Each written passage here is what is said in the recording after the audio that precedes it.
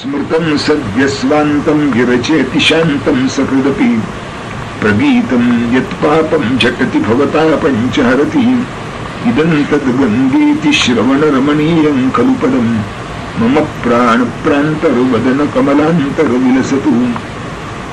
एकदा जरी अंतःकरणात स्मरण झालं तरी सुद्धा त्या अंतःकरणाचा जो संताप आहे, अंतःकरणाची जी खळबळ आहे, ती जिच्या प्रभावाने शांत होते.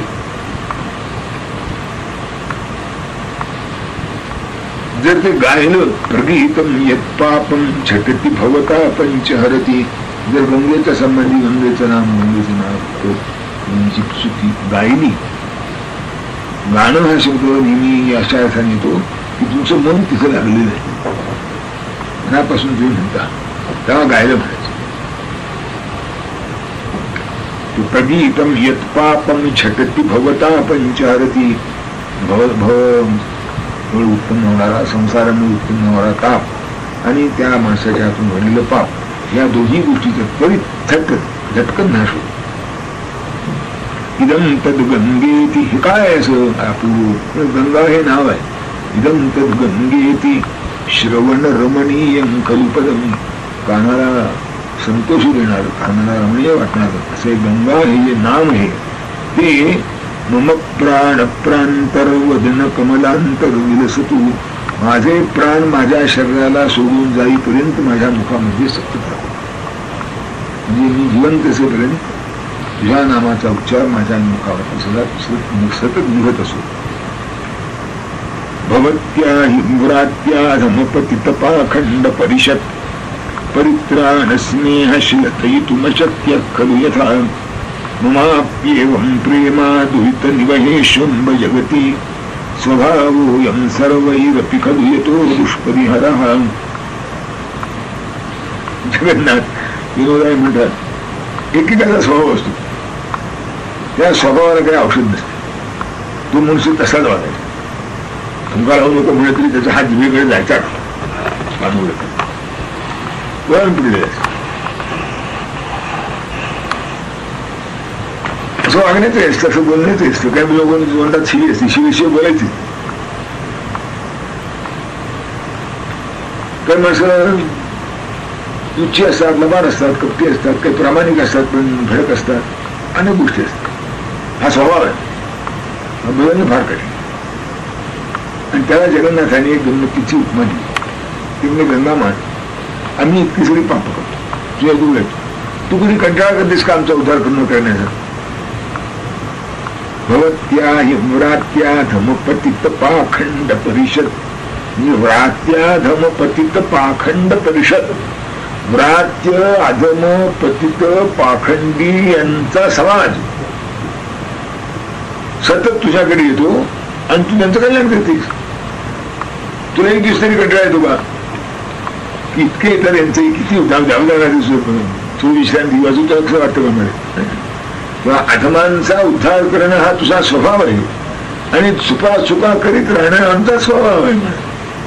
दोघांची तुझा स्वभाव सुटत नाही, तुझा स्वभाव आमचा स्वभाव आम्हाला सुटत.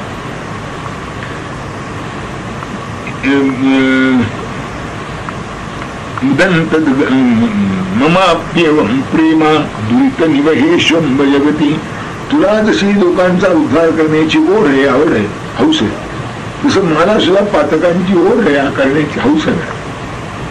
ममाप्येवं प्रेमा दुरित निवहेशु, दुरितांचा जो समुदाय आहे त्यावर नाना प्रकारची दुरित, त्याच्यावर माझा मोठा प्रेम आहे, लोभ आहे. अरे असं का? स्वभावोऽयं सर्वैरपि जगले, स्वभावोऽयं सर्वैरपि खलु यतो दुष्परिहारः. स्वभाव येणार आहे, स्वभावाला औषध नसतं, स्वभाव दुष्परिहार असतो.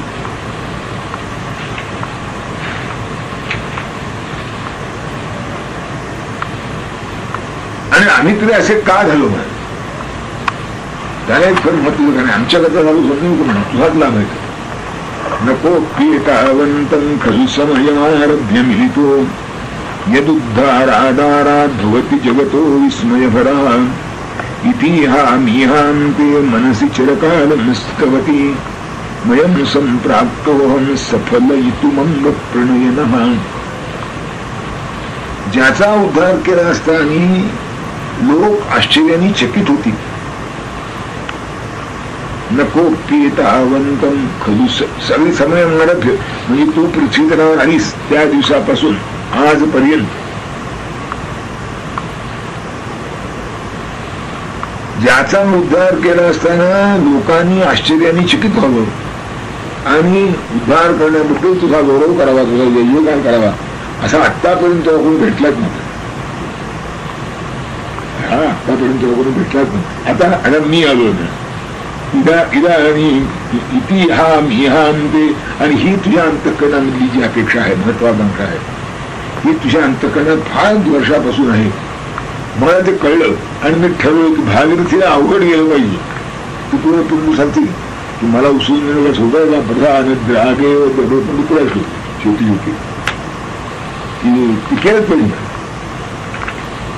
तर तुझी ही लोकांनी आश्चर्यचकित व्हावं अशी जी अपेक्षा आहे ती तुझ्या अंतःकरणात दबून होती, ती कधीही पूर्ण झाली नव्हती. मला कळलं तेव्हा मी ठरवलं की ही अपेक्षा आपण पूर्ण करायची. जगन्नाथाचा उद्धार केला म्हणजे मग कळ भागीरथी काय. म्हणून मी असा मनसी चळकायला स्थितवती मयम संप्राप्तो सफल इतुमंब प्रणयना. मी तुझ्याकडे आलो आहे, तू त्याकरता आलो. यात एक बारीक खोच आहे, अंब प्रणयन. हे आई, आता तू माझा प्रेमानं स्वीकार. आता आईनं प्रेमानं स्वीकार करायचा म्हणजे पहिलं एवढं लांबून विचार कशाला पाहिजे. पण हे लाघव आहे, कमी लाघव या आपण म्हणतात. कर्ण लाघव कुंडली वरदा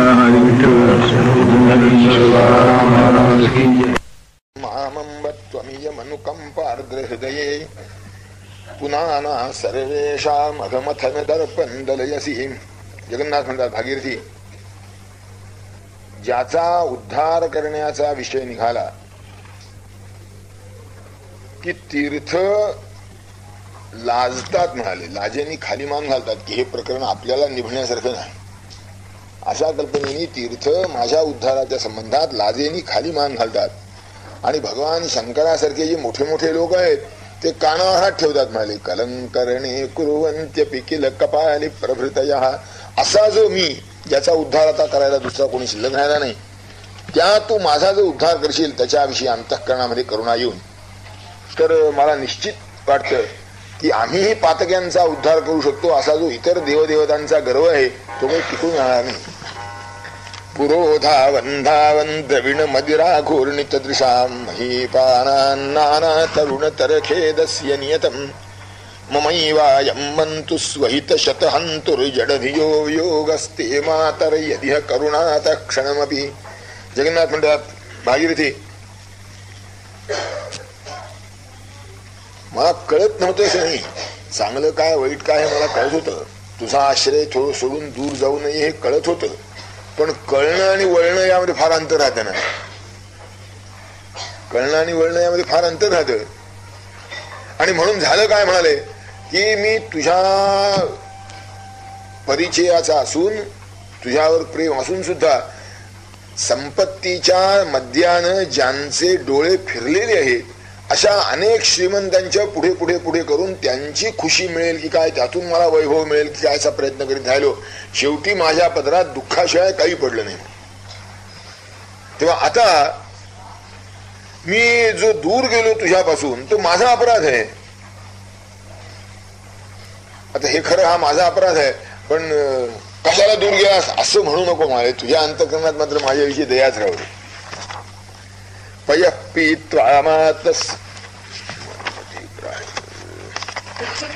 स्ववृत्ती व्यासंगो नियतमथ मिथ्या प्रलपनम कुतरते शिवभ्यास सतत परपै शून्य मननम अपि श्रावं श्रावं मम तु पुनरेवं गुणगणान् ऋते त्वत्को नाम क्षणमपि निरीक्षेत वदनम. भागीरथी, कुत्र्याच्या वृत्तीनं जगलो म्हणाले.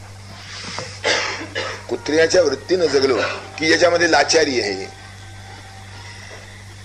अपमान झाला तरी तो सहन करावा लागतो. त्यानं होडूत केलं तरी पुन्हा त्याच्याच पुढे गोंडा घोळावा लागतो. ते कुत्र भर्तहरीनं कुत्र्याचं आणि हत्तीचं जिणं कसं असतं म्हणून सुरेख वर्णन केलंय.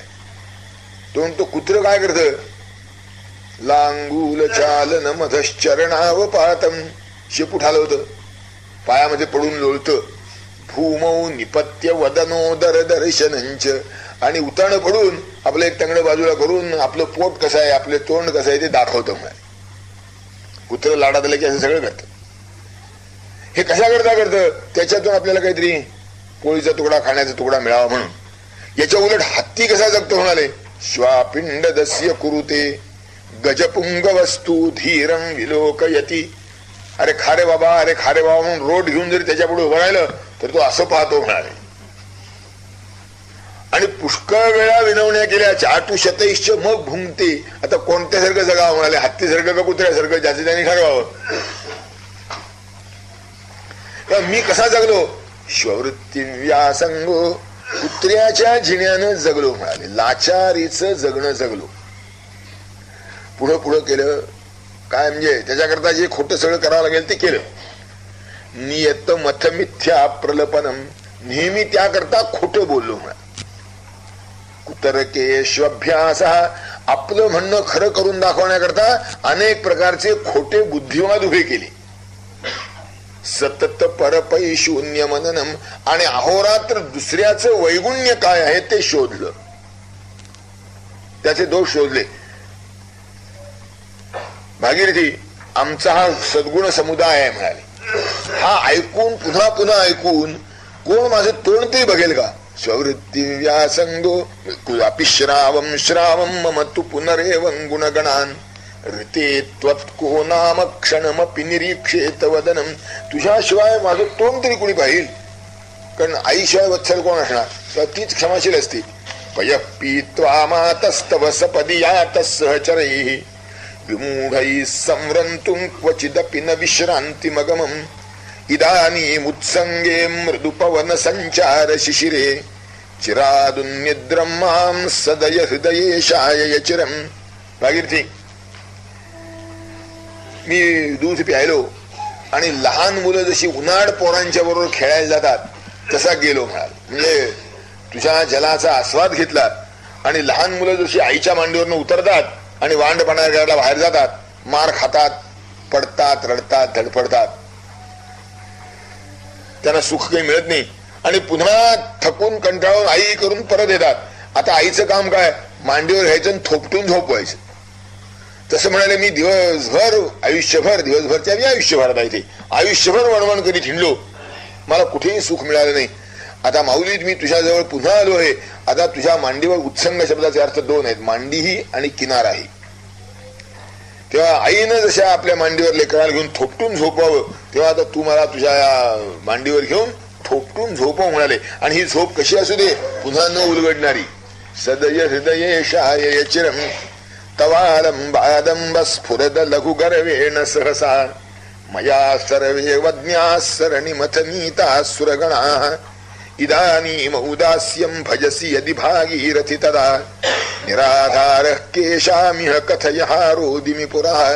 भागीरथी तू माझ्या पाठीशी आहेस या कल्पनेनं आतापर्यंत मी अतिशय उन्मत्तपणाने वागलो, कोणाचीही पर्वा केली नाही. सगळ्यांच्या अंगावर कुत्र्यांचं तोंड टाकावचं तोंड टाकलं, त्यांचा अपमान केला, त्यांची उपेक्षा केली, त्यांची अवहेलना केली, वाटेल त्या शब्द प्रयोगाने त्यांना हिणवलं म्हणाले. उन्मत्त मनुष्याचा वागतो तसं वागलो. आता अशा अडचणीची वेळ आली की मला सहाय्याची गरज आहे आणि ज्यांचा आतापर्यंत मी अपमान केला ते माझं तोंड बघायला तयार नाहीत. तेव्हा तुला मस्ती आली होती, आता आमच्याकडे आलास का असं ते म्हणतात म्हणाले. आता ते जवळ करायला कोणी तयार नाही. आणि अशा स्थितीमध्ये भागीरथी तूही जर मला जवळ केलं नाहीस, तुझ्या विश्वासावर मी इतरांना झिडकारलं, त्यांना झिडकारलं म्हणून ते मला जवळ करायला तयार नाहीत, आणि तूही जर मला आता जवळ केलं नाहीस तर मी आता कोणाच्या पुढं जाऊन रडावं. मद्देह मांसाशना प्रत्युत्पन्न निर्मांस भक्षण दिया ते घ्नंती लोकानवीन. की मी एवढ्यासाठी इथं बसून राहिलोय की हुंस्र शापद येतील, मला खातील आणि मनुष्य रक्ताची चटक त्यांना लागेल आणि मग ते गावाकडे वळतील आणि सगळ्या लोकांना खाऊन टाकतील. यात काय स्वतःच काही सरलं नाही, पण लोकांचंही बरं होऊ द्यायचं नाही. ही जी वृत्ती आहे ती वृत्ती जगन्नाथ मुनी सांगतात की ती वृत्ती मी आतापर्यंत बळवली. पराते अहित चिंतिले त्यांच्या कृतीचे पाहिले मत्सराने दुष्टाव्याने, की त्यांचं कोणतेही कृत्य ते चांगुलपणाच आहे यावर कधी मी श्रद्धा ठेवलीच नाही, हा भाव कधी मनामध्ये राखलाच नाही. आणि असे हे सगळे गुण माझ्या ठिकाणी असून असे माझे असंख्य गुण वरच्यावरी ऐकून देवी गंगे तुझ्या विना तोंड माझे कोण पाही, की असे असंख्य दुर्गुण माझ्या ठिकाणी असताना तुझ्याशिवाय माझं कोण तोंड पाहणार आहे? आई तूच मला एक केवळ जवळ करणारी आहेस. नीचांचा सहवासहीन व्यसने श्वावृत्तीचे तेजिणे, बुद्ध्या प्रत्यहित रकता शरतणे मिथ्या सदा बोलणे, छिद्रान्वेषण दृष्टीने अवगुणा लोकांची पाहणे, येती दोष मदाश्रया सकल हे दिग्दिग्गमे हेजणे, त्याचा हा परिणाम येत दिसुनी धिक्कारिती सज्जन, आले भाग मला उपेक्षित असे हे कंठणे जीवन, कोणीही मुखनामदीय बगती हे तारती पामरा, ऊची एक समर्थ मात्र जशी द्याया मला आसरा, पुंडलिक वरदा सद्गुरु ज्ञानेश्वर तुकाराम महाराज की जय. जय जय रघुवीर समर्थ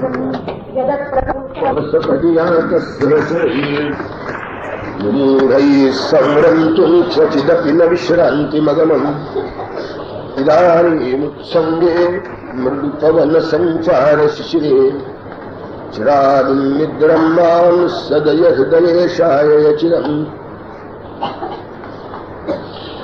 भागीरथीची प्रार्थना करताना जगन्नाथ म्हणतायत, भागीरथी तुझ्या जगाचं प्राशन मी अनेक वार केलं, पुन्हा पुन्हा केलं, पण तिथेच टिकून राहिलो नाही, दपून राहिलो नाही. तुझ्या जलप्राशनाचा दुग्धपानाचा आनंद मिळवला आणि मूर्ख ज्यांना काही समज नाही, ज्यांच्या काही लक्षात येत नाही, अशा मित्रांच्या बरोबर कर्मयोग करण्याकरता घडून गेलो.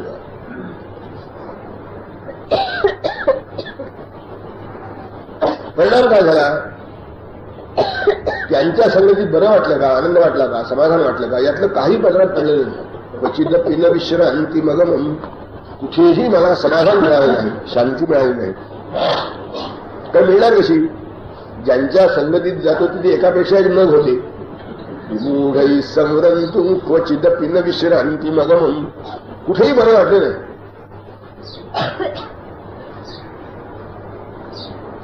हा जगन्नाथाचाच अनुभव असं समजायचं कारण नाही. सामान्यतः सगळ्यांचा असाच अनुभव की त्याला चांगल्याचं आकर्षण नसतं असं नाही, पण चांगल्याचं आकर्षण टिकून राहत नाही, मधलं मधलं चेंज हवा असं वाटतं. असं आहे.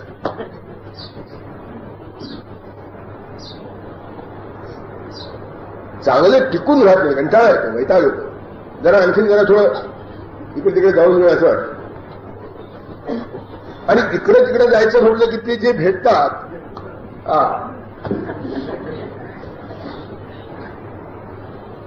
ते विमूढ असतात. आणि याचा अर्थ असा की त्यांचं ते तेवढ्या पुरतच असतं, ते आणखीन कुठं येत नाही, आणखीन कुठं पोचवित नाही.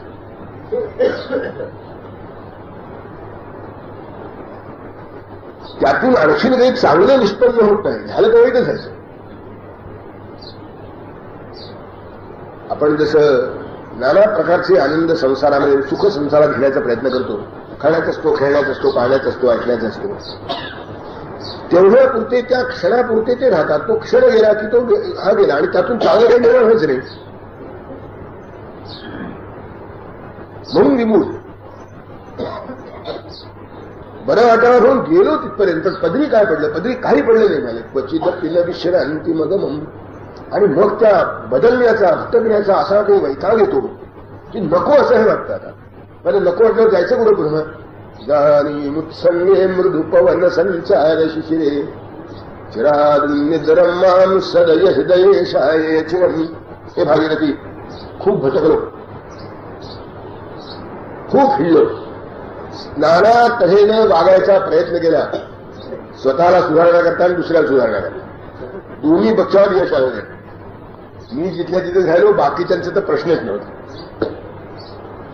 कारण खरं म्हणजे असं आहे, जगामध्ये कुणी कोणाला सुधरू शकत नाही. आपल्याला सुधारता त्यातल्या त्यात शक्य आहे. दुसऱ्या कोणाला सुधारतो म्हणाल की त्याच्या बदली अपयशाशिवाय काही पडत नाही. आपल्याला सुधारायचं असेल तर ते निष्ठेने टिकून राहिलं पाहिजे. ते होत नाही. नाना तऱ्हेचे मोह होतात, नाना तऱ्हेचे आकर्षण निर्माण होतं. हे करावंच वाटतं, ते करावंच वाटतं. मग त्याला अनेक बुद्धिवादाचं हे कर्तव्य आहे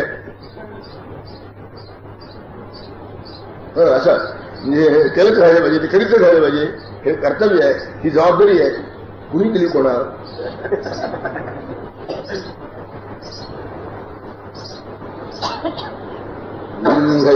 विमूढै संरंतु क्वचिदपि न विश्रांती मागमं. म्हणून आता माझी आई काय कर, आता असं कर, मला पुन्हा परत पाठवूच नको. इदानीमुत्संगे मृदू पवन संचार शिशिरे. उत्संग शब्दाचे पुढे गमतीने दोन अर्थ आहेत. उत्संग म्हणजे आपल्याला मांडी असायला, उत्संग म्हणजे मांडी, आणि उत्संग म्हणजे तीर, किनारा. त्या आईनं जसं वांडपणा करणारं असं आहे. सामान्यतः मुलं झोपतात, पण एखादं असं वांड असतं की त्याला हुडकून आणून झोपटून झोपावं लागतं, तरच ते झोपतं, ते झोपतच नाही. आणि निर्णय प्रकार असतात मुलांचे. शेवटी त्याची काळजी आईला घ्यावी लागते की दुपारची वेळ झाली, याला थोडा वेळ झोपवलं पाहिजे. मग ते त्याला नाना करून अक्षरशः नगाला पडायला सगळं त्याला बनवून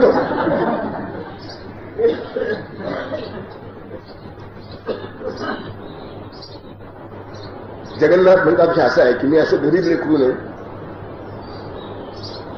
आईचं वात्सल्य काय असतं, आईची माया काय असते याचा अनुभवच नाही असं नाही, पण तिथंच टिकून राहावं असं मला कधी वाटलं नाही.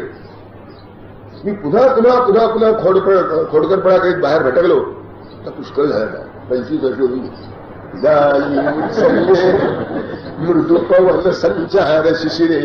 तेव्हा आता तुझ्या ह्या उत्संगावर, तुझ्या उत्संगावर मृदू पवन संचार शिशिरे, अतिशय कोमल, स्पर्शाला बरा वाटणारा, आधी मखमलीचं कापड अंगावर जावं तसं गोड वाटणारा असा जो पवन इथला वायू आहे. इदानीम उत्संगे मृदू पवन संचार शिशिरे. तो असा मंद मंद अत्यंत सुखकर असा वायू इथे वाहतोय, जो गाढ आहे पण सुखकर आहे. मृदू पवन संचार शिशिरे चिरागुन निद्रम्माम.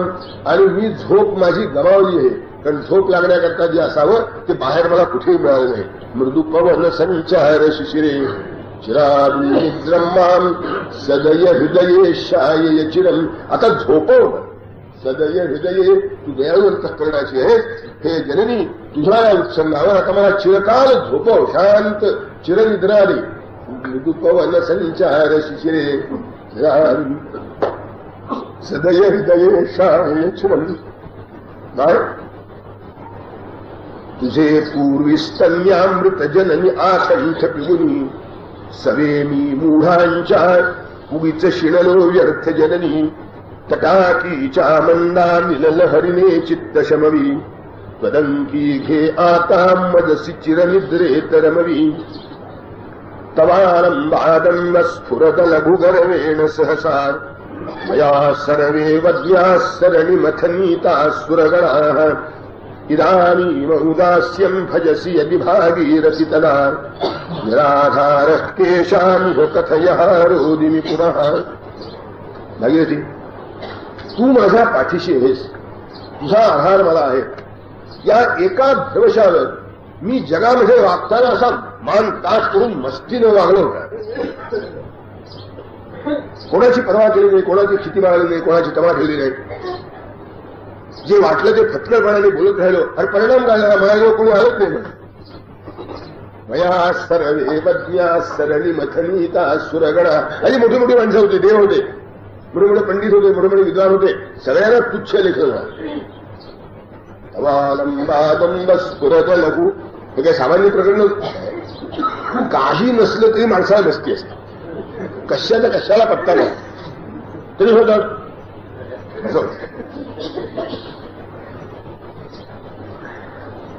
आणि खरी स्त्री निघाल्यापासून ते विचारलं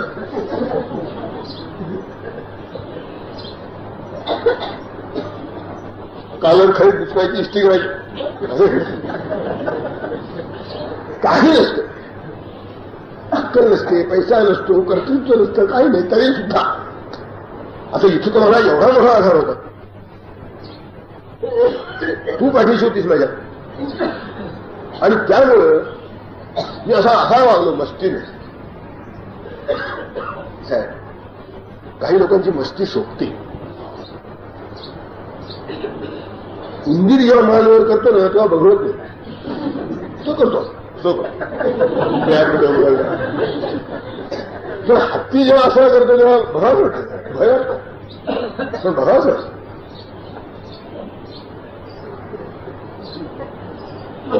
जगन असं अशी मस्ती आहे, आणि त्यांनी ती अनेक वेळा व्यक्त केली, बोलून सुद्धा केली. त्यांच्या त्या अनेक कविता आहेत. काय अभिमान असला पाहिजे या माणसाला, काय मस्ती असली पाहिजे हे लक्षात येतं. जगन्नाथ पुष्कळ म्हणतात मी कविता करतो म्हणाले, मी कविता करायला लागली म्हणून बाकीचे लोक कविता करतात. ते होतं म्हणले कसं, नृत्य ती पिना कपाळून नृत्यंतन्येती भूत येत आला, कवयती पंडित राजे कवयंतन्येती विद्वांसा. मी कविता करायला लागलो की बाकीचे विद्वान कविता करतात, आणि मग ते होतं असं, शंकर नाचायला लागले की भूतही नाचतात तसं दिसतं. मस्ती त्यांची आणखी कविता मी चांगली कविता. म्हणजे मी कविता जेव्हा म्हणतो तेव्हा काय होतं माहितीये, गिरांदेवीणा गुणरणहीना दरकणा वाचामृतमयमाचामतिरसम वचस्तस्याकरण्य श्रवण सुभगं पंडितपते अधुन्वन्यूर्धानं नृपशुरथवायं पशुपती. मी कविता गातो तेव्हा सरस्वती जर आपली वीणा वाजवण्यामध्ये रंगून गेलेली असली तर ती सुद्धा वीणा खाली ठेवून माझी कविता मोठ्या प्रेमानं ऐकते. असं माझ्या कवितेमध्ये अमृतमधून सामर्थ्य आहे. अशी माझी कविता ऐकून सुद्धा जर कोणी आपली मान डोलावली नाही तर त्याचे दोनच गट मिळाले, पशुरथवायं पशुपती. एक तो भगवान शंकर तरी असला पाहिजे, नाही तर त्याच्या पुढचा तरी असला पाहिजे बैलवा. दुसरं काही संभवच नाही. अशी मस्ती आहे.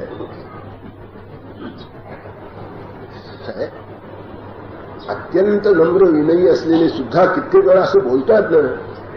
तुकाराम महाराजांचे एक अभंग आहे, तोवरी तोवरी टिळे माळा भूषण जवळ तुझ्याचे दर्शन झाले नाही.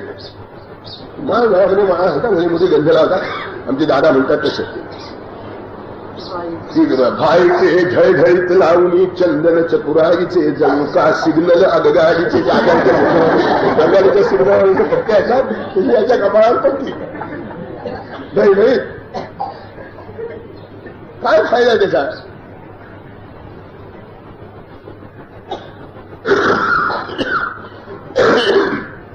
किंवा टिळे महाराजांचं भूषण कुठपर्यंत तुकाराम पाहिला नाही तोपर्यंत मिळाले. हे सगळं आम्ही कोणाच्या बळावर केलं? कवालंबादंब स्फुरद लघुगरवेण सहसा मया सर्वे मध्या सरणी मथनीता सुरगणा. तेव्हा ते सगळे आता संबंध तुटले, तोडले. आता माझा कुणी राहिला नाही, कारण मी सगळ्यांचा अपमान केला, सगळ्यांचा अपमान केला. माझा कुणी राहिला नाही, न विद्वान, न शास्त्री, न पंडित, न कोणी. देव सुद्धा ते देवाच्या पोटात सगळे आले म्हणून मी यांचा उल्लेख केला. सगळे देव मी अवहेलिले, तुमची काय परवा असं म्हणाले. आता हे का विधत्ता निश्यंकन निरवधी समा आधी अवहेलना येते का? भगवान शंकरा तुम्ही आता नाचतच राहू असे अवहेलना नाही. विष्णू झोपा झालं, बायको बाहेर लागते, या झोपा, काय तुम्हाला कामच नाही. आता अशी अवहेलना केली म्हणजे यांची ही सगळी माणसाने माणसं असतात. इतकी अवहेलना केल्यानंतर माझ्याकडे कोण पाहणार? तर आई आता मला कुठेही आधार राहिला नाही. सगळे आधार तोडून टाकलेत, सगळे दोर तोडून टाकले. आता निराश्रित झालो हे. आता असा मी तुझ्याकडे आलो. दानी मौदास्यम भजसी यदि भागीरथी तदा. आता तू जर उदास होशील, तुझ्या आधारावर सगळ्यांना तुच्छतेने वागवणारा मी, निराधार झाल्यामुळे तुझ्याकडे जर आलो आणि तूही जर माझ्याविषयी उदासीन झालीस तर कोणापुढे जाऊन रडू? आता मला रडायला ती जागा कुठे नाही. तू होतीस बसा होता, ठीक आहे, बाकीच्यांची काय किंमत आहे. आता तूही गुपचूप, तुम्ही जर तेच म्हणालीस केलंच कशाला असं, आता मी काय करणार? तुझ्या भरोशावर केलं, तू पाठीशेष म्हणून केलं, तुझा विश्वास आहे म्हणून केलं. आता तूही जर ते मला संबंध सोडला, आता भोगा म्हणालीस तर मी काय करेन? राधारो हारो मी कथयतेषामिह पुराय तुझा आधाराचा बहुभरवसा गर्व धरुनी अवज्ञामी केली सकल सुरसंगाहिणपुनी कुणाला मी दामू वदन रुडुकोठे वदुकुणा तुझा होता गंगे मज विषि तुही होता गंगे मज विषि उदासीन करुणा अनाथ स्नेहार्द्राम विगलित गती पुण्यगतिदाम पतन विश्वोद्धरतीं गद विगलित सिद्ध विषयम् सुधा सिंधुं तृष्णा कुलित हृदयो मातरमयम् शिशु संप्राप्तस्त्वामहमुह विदध्या समुचितम्. आपलं आणि भागीरथीचं नातं किती प्रकारचं आहे, किती संबंधाचं आहे, त्याचं जगन्नाथ अतिशय सुरेख वर्णन करतात. तू कशी आणि मी कसा म्हणतात. काय अनाथ, मी अनाथ आहे, निराधार आहे, ज्याच्या रक्षणाला कुणी नाही असा मी आहे. तू कशी आहेस? स्नेहार्द्राम, जिच्या अंतःकरण वात्सल्यानं करुणेनं मायेनं ओथंबलेलं आहे अशी करुणामयी तू आहेस. मी निराधार आहे. काय करायचं तू ठरव. परिस्थिती याची अनाथ स्नेहार्द्राम निगलित गती, ज्याला आता कुठेही मार्ग राहिला नाही, उपाय राहिला नाही अशा मी आहे. तू कशी आहेस? पुण्यगतीदान, अत्यंत श्रेष्ठ अशा मार्गाला लावणारी आहेस. मी असा आहे विगलित गती, तू पुण्यगतीदान आहेस. पतन, माझा अधपात होतो आहे. सगळ्या विश्वाचा उद्धार करण्याचं दायित्व तू आपल्या शिरावर घेतोस.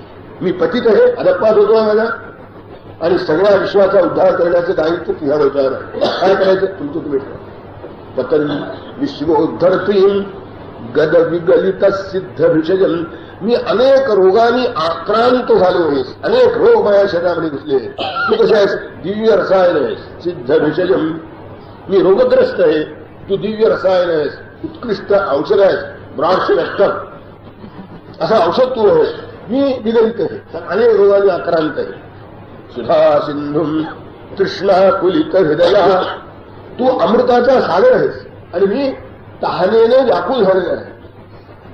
तू अमृताचा सागर आहेस, मी तहानेने व्याकुळ झालेला आहे. इतकं सगळं सांगितलं तरी भागीरथी शांतच आहे. तिच्या बाजूने काही हालचाल नाही. शेवटी जगन्नाथाने ठेवणीतला भाग काढतात, तिथे ठेवणीतला नातेसंबंध काढला. मातरमयम शिशु संप्राप्तस्त्वं, मी तुझं लेकरू आहे, शिशु आहे, तान्हं नेणतं पोर आहे. तू आई आहेस. आता सांगायला पाहिजे काय करायचं?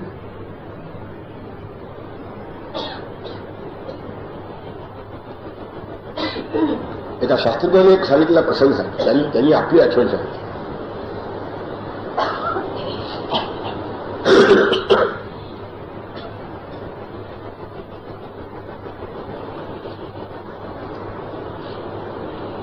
पहिलंच लेकरू होतं, त्याला खोटं होतं आणि घरामध्ये एकटी आई होती ना, माझे सासू आई वगैरे कोणी नव्हतं मार्गदर्शन करणार. हे शास्त्रीबाब तिच्या घरामध्ये उतरले होते. नवरा आणि ते बोलत होते मुलाशी. आता हे काय होतं माहित नाही मला, बाकीची मागची परिस्थिती. हे लेकरू रांगत रांगत कुठेतरी होतं. ते रांगत रांगत त्याला आई उभी होती आणि ते जवळ येऊन तिचा ओचा ओढत होतं सारखं आणि ओरडत होतं, रडत होतं, ओचा ओढत होतं की आपली जगे बायका आपापल्या कामात असतात ना पुष्कळ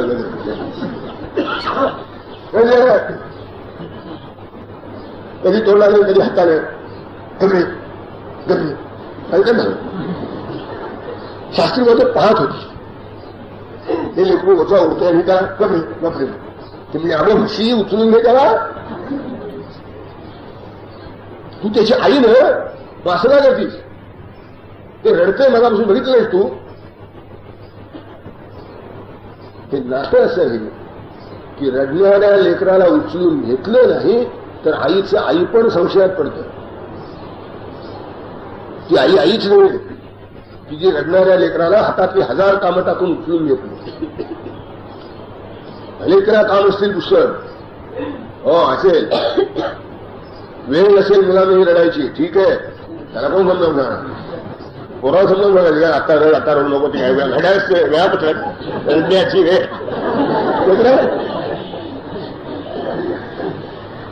असं कधी संभवत नाही. ते आपल्या लहरीने रडतं, त्याला समजावून सांगणं काम आहे.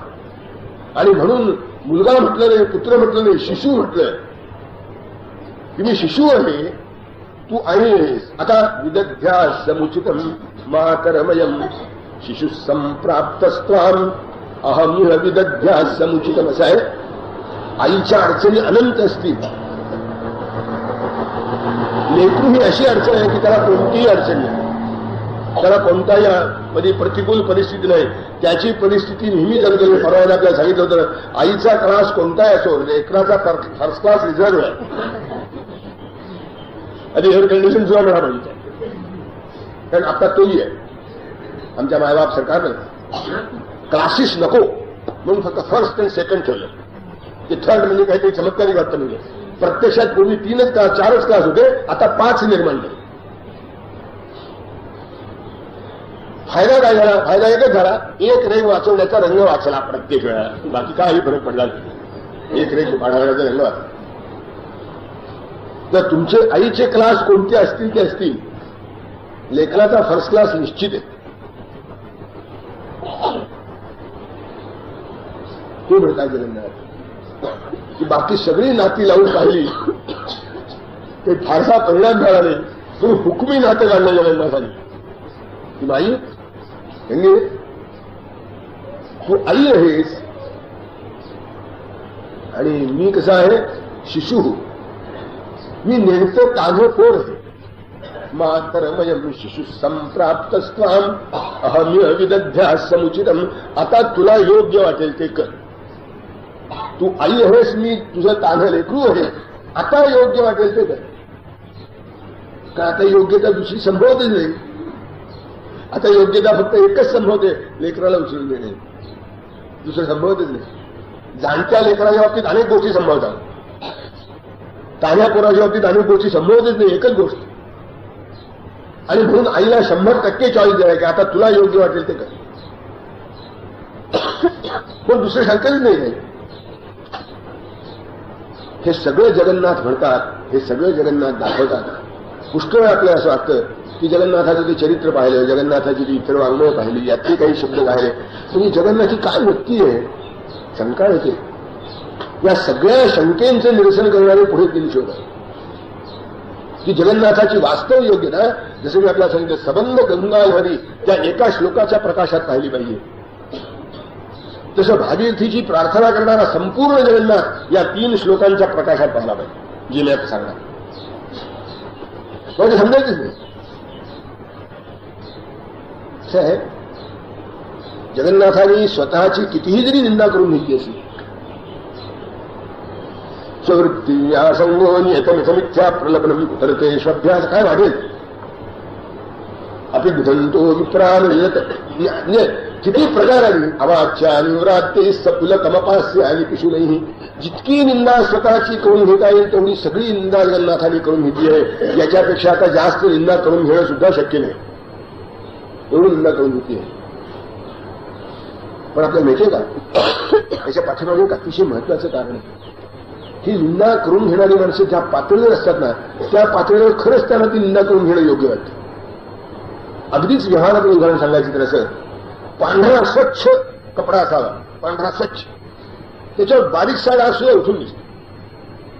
आणि सोधळच असले तर ते मळलेलं कधी दिसतच नाही, कधी स्वच्छ करायला प्रसंग येत नाही. आणि मग आपण भाषा कशी वापरतो, खादीचा पांढरा कपडा लवकर मळतो, खाकी कपडा लवकर मळत. आता बावळटपण आहे, दोन्ही कपडे सारखेच लवकर मळतात. त्यांचा मळायचा काळ वेळ प्रमाण सगळं सारखं असतं. खाकीच्या कापड्यावरचा मळ दिसत नाही आणि खादीच्या कपड्यावरचा मळ पटकन दिसतो. एवढा दोन्ही फरक आहे, बाकी फरक आहे. त्यामुळे संतांचे अंतःकरणी पांढरा स्वच्छ कपड्यासारखे असतात आणि आमचे खाकीचे कपडे असले तरी शिवाय पुष्कळ शोधणीत असतात पुष्कळ. त्यामुळे ती मळलेली कधी दिसतच नाही, त्यामुळे आम्हाला त्या मळाची कधी जाणीव होत नाही. बारीक बारीक गोष्टी असतात, त्याचे सुद्धा महाभयंकर शब्द त्या सुद्धा वापरले जातात. एक गोष्ट सांगतो आपल्याला. रेणुका परशुरामाची आई, 4 मुलांची आई आहे. मुळात राजकन्या आहे, अतिशय ऐश्वर्यात लाडात वाढलेली आहे, राजकन्याच आहे. तिचं लग्न झालं जमदग्नीशी. जमदग्नी नावातच सगळं आलं काय आहे ते, असा खवीस आजच्या भाषेत बोलायची. ते जमदग्नी झालं ते लग्न की पाणी आणायला किंवा तरी पाणी ठेवायला गेली, जलप्रवाहावरील नदी होती मोठी थोडी. तिथे कोणी गंधर्व म्हणा राजा म्हणा उतरला होता. त्यांनी राजाचं ऐश्वर्य वगैरे सगळं पाहिलं आणि तिच्या सहज मनात आलं, ती पाहत राहिली. सहज मनात आली की न जाणू तिच्या बाकीच्या बहिणी राजघराण्यात पडल्या होत्या, तर मलाही जर राजघराण्यात दिलं असतं तर हे वैभव मला वाटायला आलं असतं. एवढंच तिला वाटलं. आता यात चूक काय? याच्यापेक्षा तिच्या मनात काही वेगळं आलं एवढंच आहे. ही जमदग्नीची मुलगी बायको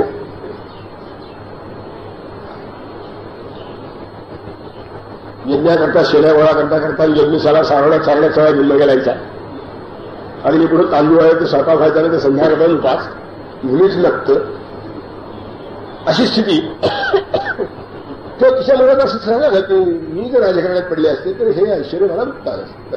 याच्यापेक्षा तिच्या मनात का आहे जास्त आलं. ती परत आली, ते दगडाने दारात उभे होते. घरात प्रवेश करून व्यभिचारिणी आहेस.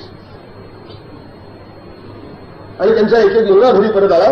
तो मला हुआ म्हणजे तुमच्या आईची डोक्याची पापणी आहे, उभा तुमच्या आईची डोक्याची पापणी आहे. कुणी उडवलं नाही. अशी होती आई आहे. परशुराम कुठे गेलो की ते आले. त्यामुळे तू तरी माझा ऐकणार असेल, उडव म्हणजे तुझ्या आईच्या डोक्याची पापणी आहे. त्यांनी काही विचार केला नाही, कुऱ्हाड घेतली आईच्या डोक्यात आहे. जेवणाने खूप झाल्या परशुरामा म्हणजे पित्रातल्या निष्ठा करून सुट्टी चालू बरं बा माझ्या आईला जेवण करा.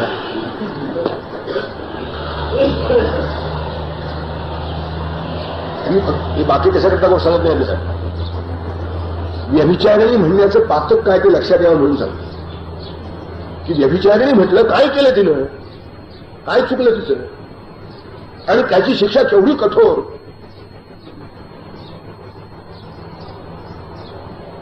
पांढऱ्या स्वच्छ कपड्यावरचा डाव आहे, बारीक आहे. चारित्र्याचा जो विशाल आदर्श आहे त्या आदर्शाच्या एवढ्याने काय बिघडते, एवढ्याने काय बिघडते, एवढ्याने आता बिघडायची जागा तरी आहे का सांगा. मग एवढ्याने बिघडते तुम्ही बिघडणार तरी कशाला म्हणणार काय ते ठरवा तरी.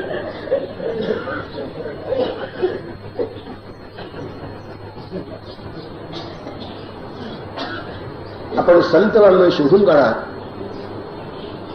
विशेषतः त्यांचं अभंग वाङ्मय बघा. त्यामध्ये मी पापी पतित आगळा असे शब्द नाना तऱ्हेने त्यांनी आपल्याला लावून घेतलेले आढळते. आता नामदेव तुकारामाला जर पापी पतित आगळा म्हणायचे तर आम्ही आम्हाला काय म्हणायचे. तेही जर पापी पतित आले तर आम्ही कोण की आत्ताच त्यांचं आमचं अंतर लक्षावधी पोचायचं आहे. ते हिमालयाच्या शिखरावर आहेत तर आम्ही खाडीच्या तळाशी येऊन पोचलो आहोत. त्यांनी स्वतःला पापी पतित आगळा म्हणावं, आम्ही काय म्हणा. तेव्हा ही मोठी माणसं जेव्हा असं बोलतात ना तर त्याची मागची पार्श्वभूमी लक्षात घ्यावी लागते. तेव्हा जगन्नाथ लाख रोज वृत्ती या संगा येत मथमिथ्या प्रलपनम तरकेष्वभ्यासा सतत परपै शून्य मननमी. आहे ते कसे पुरावे अप्रिय ऋषीने काय वाकडं होतं कोणाला. अप्रिय ऋषी त्यांनी काय म्हटलं की आम्ही त्याचं खंडन केलंच म्हणून समजा. दोघं एकमेकांची योग्य पण जाणून होतं. आपण आता जगन्नाथ आख्यान ऐका किंवा तो प्रसंग येईल. पण त्याने काय लिहिलं की मग कसंही असो अप्पई यांनी व्याकरणाने मनोरमा नावाची काही टीका लिहिली. जगन्नाथांनी त्यांच्या टीकेचं खंडन करण्याकरता मनोरमा कुचमर्दिनी नावाची एक टीका आहे. आणि त्यात एक बारीक अशी खोड काढली की आपण यांनी पुरताना असा शब्द वापरला, समोर अशा पुढे अशा. जगन्नाथ म्हणतात यांना साधे नियम कळत नाहीत. पुरता शब्दाचा अर्थ गावापासून असा होतो, पुरापासून असा होतो, पुढे असा अर्थ होईल कसा, त्यांनी केला कसा असा अर्थ. आणि त्याला त्यांनी कालिदासाचं उदाहरण दिलं. कालिदासाने हरून पुरा पश्यसी देवदारू पुत्रीकृतो ध्वजेन, तिथं पुरा शब्द वापरला. आता उगच खोड काढण्याचे प्रकार आहे. कारण त्याच कालिदासानं पुरतः शब्द वापरला. यंचते न्या पुरतो विडंबना यदूढया वारण राजहारेया. तिथे पुरतः शब्द आहे, इथे पुरा आहे, तिथे पुरतः आहे. दोन्ही शब्द असू शकतात. यांनी ते यांनी लिहिलेलं आपण यांनी मला त्याला चांगलं कसं म्हणायचं. त्या कुतर्केष्वभ्यास हे काय माहिती का, हे विद्वानांचे शास्त्राच्या वाढी करता असलेले डावपेच आहे. कुस्तीत जसे डावपेच असतात आणि मग एकमेकावर मात करणं हेच वैशिष्ट्य असतं. प्रेक्षकांच्या आनंदाचा परिणाम असतो तो. नाही तर लुरी कुस्ती म्हणतात. असं जर केलं नाही, असे जे डावपेच दोन मल्लांनी लढवले नाही तर त्याला लुरी कुस्ती म्हणतात. ती कुस्ती चांगली नसते, मथून खेळण्यासारखं असतं. हे मथून खेळले जावे मग जरा आता धटिंगणपणा न करा तर कुस्ती व्हावी कशी. कुस्त्या खेळातमुळे धटिंगणपणाचा आहे. आणि धटिंगणपणात थोडं वाद जल्प वितंडा सगळेच येतात. संवाद निराळा, सुखसंवाद निराळा आणि जल्पवितंडा निराळी. जल्पवितंडा हे सुद्धा वादाचे आवश्यक प्रकार आहेत. आणि मी म्हणणारे लोकांनी ते केले नाही तसं मुळीच नाही. बराच अभ्यास सांगितलं खंडन खंड खाद्य हे वितंडेचं उत्तम उदाहरण आहे. आता ही वितंडा जेव्हा शास्त्राच्या पोषणासाठी असते तेव्हा ठीक आहे, पण जेव्हा तुम्ही न्यायाच्या कसोटीवर उतरता तेव्हा तो कुतर्के स्वभ्यास असाच आहे की नाही. म्हणून जगन्नाथ खरा कसा कुठं बघायचा, कुठं मोजायचा, कसं समजायचा.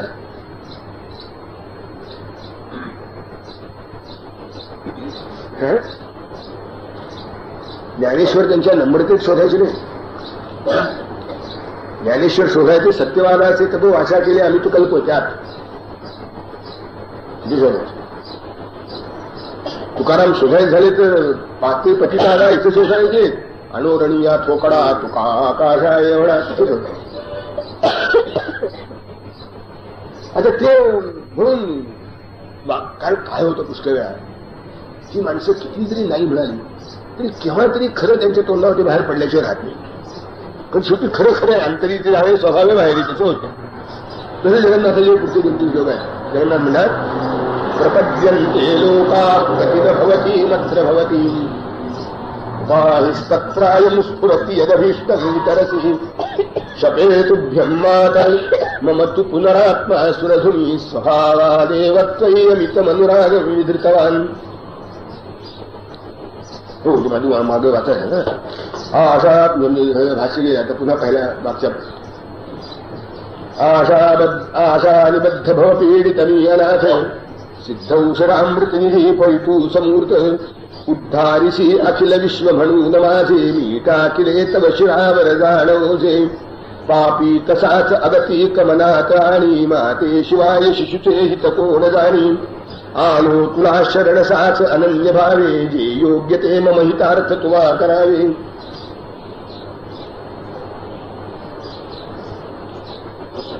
इतकं हक्काने म्हणायचा अधिकार तरी कसा प्राप्त होतो. असं आहे तू आई आहे मी शिशु आहे म्हणणं सोपं आहे. कोणाला म्हणता येईल शब्दानेच म्हणायचं झालं तर.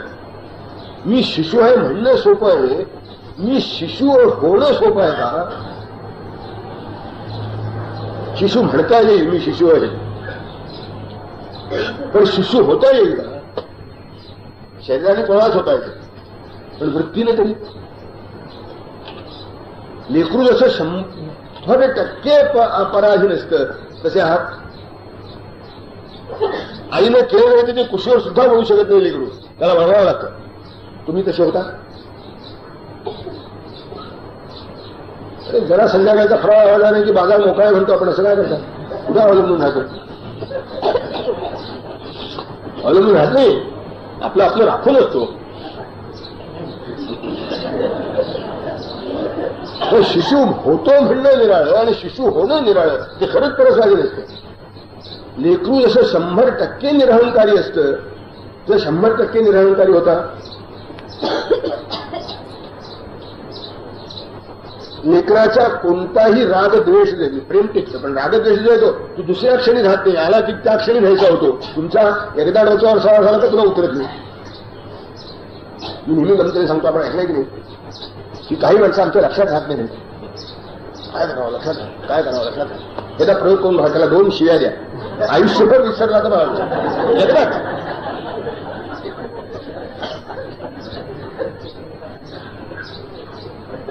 आठवण राहत नाही, लक्षात राहत नाही, आठवण राहत नाही, लक्षात राहत नाही. सुभाषिताची श्लोक लक्षात राहत नाही.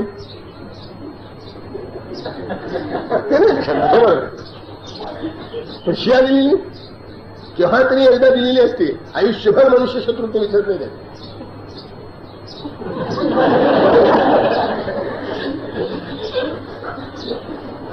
लेकराला असं कधी होतं पाहिलंय का?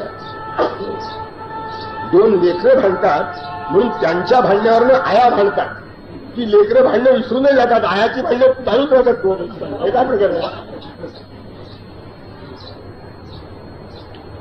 शिशु होणं म्हणणं सोपं आहे, होणं शक्य नाही.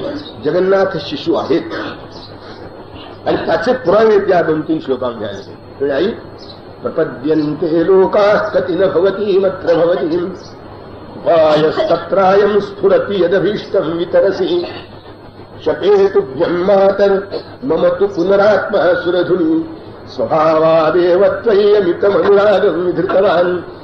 आई शेकडो हजारो लाखो लोक तुझ्याकडे येतात म्हणाले, पण काय येतात?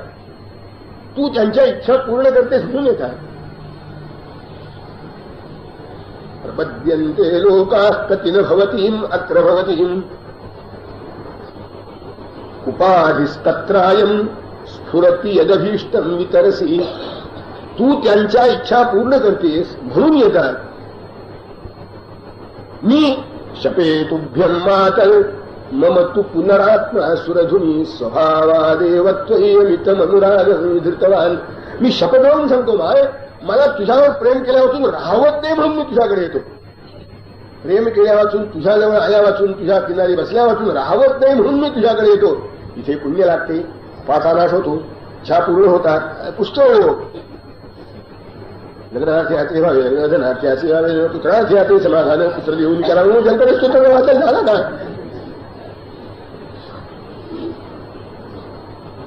कुठल्याच एका संदर्भामध्ये एका हिंदी कवी म्हटलंय की काय, मुझे तिजारत है दोस्ती ही नहीं है. समझ कि दोस्ती और किसी गरज के लिए मुझे तिजारत है दोस्ती ही नहीं. मैत्री आणि काहीतरी इन रिटर्न मिळावं म्हणून. अरे मैत्री आहे मग तो व्यापार व्हायला मिळाला, तो व्यापार. शपे तुभ्यं मातर मम तु पुनरात्मा सुरधुनी स्वभावादेव त्वय्यमितमनुरागं विधृतवान्. माझा अंतःकरण स्वभाव त्याची प्रकृती आहे ही, आणि अत्यंत प्रेम आहे तुझ्या. तुझं नाव घेतलं, तुझं स्मरण झालं, तुझ्या जवळ आलो की असं उचंबळून येतं. स्वभावादेव त्वय्यमितमनुरागं विधृतवान्. मग तो उन्हाळा असो, पावसाळा असो, हिवाळा असो, आपण 3दा विचार करतो. पाय कसा आहे तो बरा म्हणला, त्या पुढे फरकायचं. तो म्हणला नको रे बाबा, त्या तिथूनच मागे.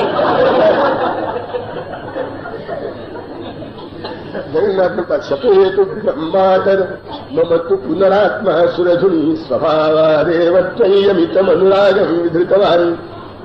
कियन्तस्सन्त्येते नियतं तुला येती सारे शरण जननी हेतु धरुणी.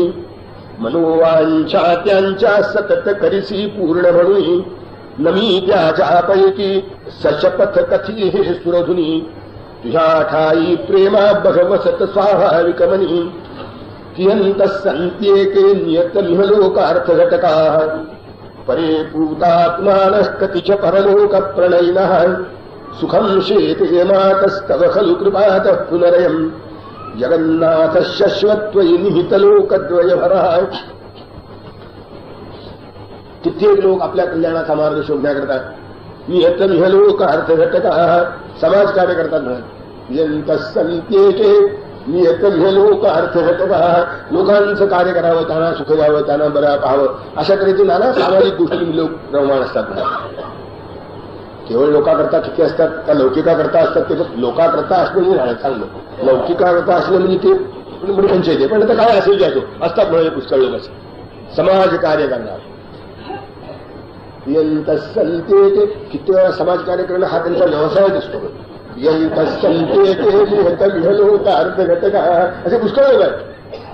परे पूतात्मान कतिच परलोक प्रणयीन काही परलोकावर दृष्टी ठेवून पुढ्या पुण्यकृत्यामध्ये आपलं आयुष्य हरवत नाही. महाराज विचारलं जगन्नाथ तू काय करतोस? मी सांगू सुखम शेते मातस्तव खलु कृपातः पुनरयम् जगन्नाथ शश्वत्वयि निहितलोकध्वजबला. मी तुझ्या किनाऱ्यावर नुसता झोपून राहतो म्हणजे सुखम शेते मातस्तव खलु कृपा. तुझ्या कृपेच्या आधारावर मी झोपून राहतो. माझ्या इहलोकाचा आणि परलोकाचा दोन्ही भार तुझ्या डोक्यावर ठेवतो आणि मी फक्त झोपून राहतो. काय करतो? अर्जुनाची गोष्ट चांगली. जयद्रथाच्या वधाची प्रतिज्ञा त्याने केली.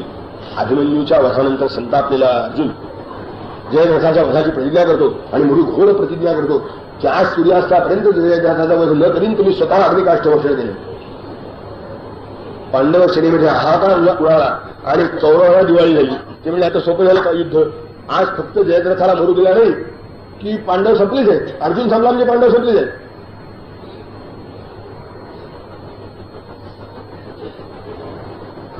भगवंत रागावले. पण का करतात रागावले? अर्जुनाने प्रतिज्ञा केली. त्यांनी अर्जुनाचा बिछवा तयार करून झाला. चला म्हणाले आता आज पांडवाला कौरवाला दुसरं काही काम नाही, फक्त जयद्रथाला मरू न देणे. ते घाबरला होता. तो म्हणला मी जातो निघून. तो म्हणजे निघून गेला असं नक्कीच सापडशील.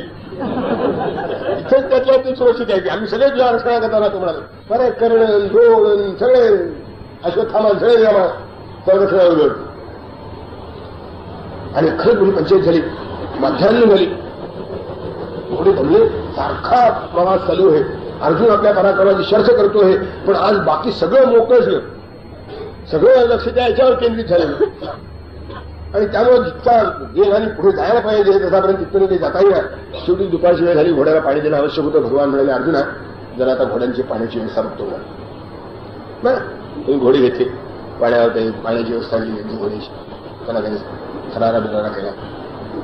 त्या रूपाचं ध्यान भीष्माने सुद्धा अंतकाळी मला व्हावं असं म्हणतोय. मला सुरेश लोक आहेत. भगवंतांनी विचारलं म्हणे भीष्माला भीष्मा आपली काय इच्छा आहे? म्हणजे भगवान मला तुमचं ते रूप पाहायचं आहे. कोणतं? नखनियमित कंडून पांडवस्यंदनाश्वान अनुदिनमभिसिंचन अंजलिस्थे पवोभि अवतुन येत वस्त्र स्तोत्र संस्यूत मौलिर दशन विधृत रश्मीर देवकी पुण्यराशी. देवकीच्या पुण्याचं जे एकूण सगळी पुण्याची राशी प्रगट झाली तुमच्या रूपाने. पण ती गुंतली होती कशात? अर्जुनाच्या घोड्याला खरारा करण्यात. आणि ते सुद्धा खरारा मिळाला नाही. लखन नियमित कंडून पांडवस्यंदनाश्वान. आपल्या नखाने श्री अर्जुनाच्या घोड्याला खरारा केला. आणि तुम्हाला लोक अभिषेक करतात. तुम्ही आपल्या ओंजळीने घोड्यांच्या पाठीवर पाणी टाकले. अनुदिनमभिसिंचन अंजली. आता युद्धाच्या वेळ प्रसंग असा करायचं काय? पितांबराचे सोगे ओढ खोचले. अव तुम्ही येत वस्त्र. आता 2 हात खाजवण्यातून 2 हात अभिषेक करण्यात घोड्याच्या गुंतले. चाबूक कुठे ठेवायचा? शेवटी मोरपीस काढून टाकलं तिथे चाबूक खोचला. स्तोत्र संस्यूत मौली. मुरुटामध्ये चाबूक खोचला आहे. आणि आता घोडे इकडे तिकडे होतील म्हणून दशन विधृत रश्मी. घोड्याचे 2 लगाम जे आहेत ते आपल्या दातात धरले. आणि असं जे तुमचं रूप आहे ना ते पाहायची इच्छा. भक्ता करता तुम्ही किती लहान होता आणि कोणत्याही कामाला तुम्हाला काही खंत वाटत नाही. असं जे तुमचं भक्त वात्सल्याने परिपूर्ण असलेलं रूप आहे ते पाहायचं आहे. ते तिथे प्रगट झालं होतं. भगवान कष्ट करतायत त्या घोड्याची त्यांची काळजी घेतायत. तरी झाली आले. अर्धा पाऊण तासाने त्याचे आले परत. हा पठ्यावस्थेत झोपला होता. अर्जुन झोपला होता चक्क. भगवंताला आश्चर्य वाटलं. दिवस ढळला मिळाले. अजून जयद्रथाचा पत्ता नाही आणि हा मस्त झोपून राहिलाय. राग आला देवा. अर्जुना तू झोपलास, तुला झोप येते कशी? अर्जुन शांत आहे, म्हणजे देवा तू जागा आहेस, करायचं का? हे म्हणणं सोपं नाही, हे म्हणणं सोपं नाही. त्याला 100% शरणागती असावी लागते, 100% निरहंकारित्व असावं, इतकं विश्वासू असावं लागतं, इतकं विश्वासू असावं लागतं की त्या विश्वासाला तडा गेला तरी तो विश्वास भंगत नाही. असं आहे, विश्वासाला तडा गेला, विश्वासाला तडा बनवण्याची परिस्थिती निर्माण झाली तरी विश्वास भंगत नाही. कारण शेवटी तो बाजार नाहीच आहे. इतकं चांगलं झालं तर इतकं मी असं म्हणेन असं नाहीच आहे. काही हो, ती निष्ठा तशीच कायम राहते. जगन्नाथ ते सांगतायत की माझे ती सुखम शेत हे मातस्तव खलु कृपात पुनरयम. मी स्वस्थ झोपतो म्हणजे हेही करीत नाही तेही करीत नाही.